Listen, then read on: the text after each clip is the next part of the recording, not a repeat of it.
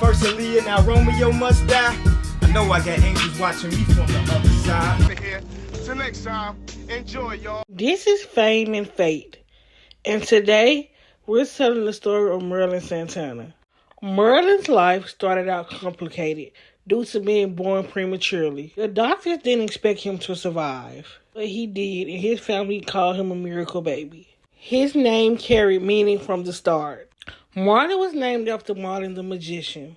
Merlin began acting at a very young age. He got his break in ads and commercials. One of his earliest standout roles is The Cosby Show. He was actually handpicked by Cosby himself when he saw how well he did in a stage play. He played Stanley, a character who left an impression. Stanley wasn't just another kid on the screen. He was charming, confident, and emotionally engaging. He caught the attention of Rudy, the youngest Huxtable. And he even stirred up a bit of jealousy from her longtime friend Kenny. Even in a small role, Merlin had the ability to shift the dynamic of a scene. That's not something every young actor could do at the time. As the 90s progressed, Merlin became a familiar face across television.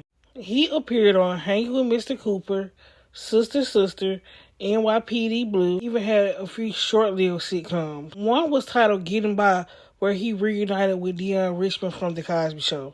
Another sitcom by the name of Under One Roof with the likes of Eston Atkins, Joe Merton, and James Earl Jones. He was able to hold his own against heavyweights. And then came a role that many fans, especially girls, still remember to this day. On the pilot episode of Moesha, he was introduced as Ohaji. He became Moesha's first true love. Their connection wasn't just surface level. It was built on writing, poetry, and emotional depth. Unfortunately, Ohaji was a dog, and he was also the first to break Moesha's heart. Before Q, there was Ohaji. Women connected to his softness, sincerity, and charm. He wasn't just playing a role, he was creating a feeling. Between 96 to 99, he played the role of Ohaji on and off. In 1996, Merlin stepped into the role that would define his career and leave a lasting impression for the rest of his life. He began playing Romeo on the Steve Harvey Show. This is where everything came together. As Romeo, he had comedic timing, the physical presence, and natural charisma. His chemistry with characters like Bullethead, Coretta, and Lydia felt like they were effortless moments. And what made it even more impressive, that he was holding his own between comedic heavyweights Steve Harvey and Cedric the Entertainer. He was never overshadowed. He shined brightly. During his time on the Steve Harvey Show, Merlin received NAACP Image Award nominations. A sign that his work was just being seen, it was being respected. He also expanded into other projects, including played a hip-hop story, and he also began trying to take his rapping career seriously.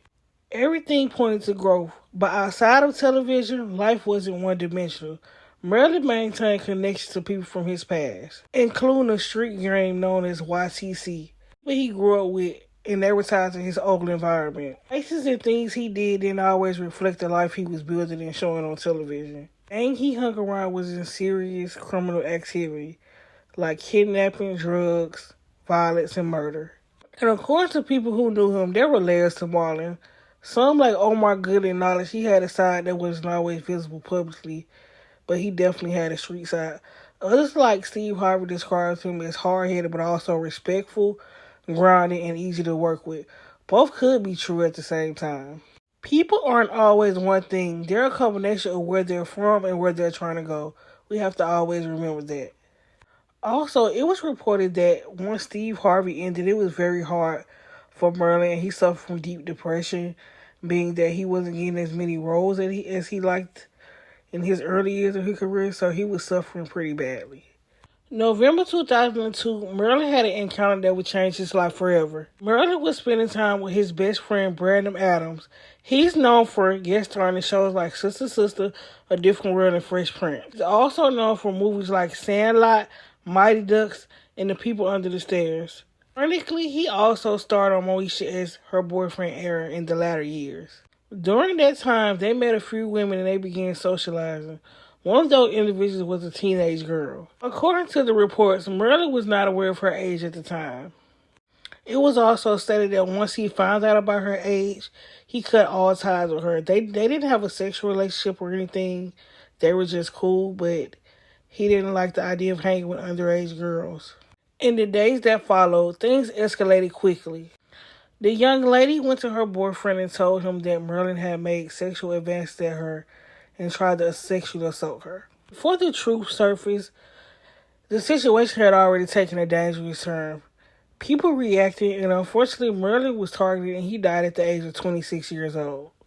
As the investigation unfolded, the truth came out, but it was too late. His life was already taken, and that was very unfortunate. When people look back at Merlin Santana today, they don't want to remember how his story ended in tragedy. They remember Stanley's charm, Ohaji's vulnerability, and Romeo's humor. They remember how he made us laugh, feel, and pay attention to his talent. He wasn't just talented, he was connecting with us.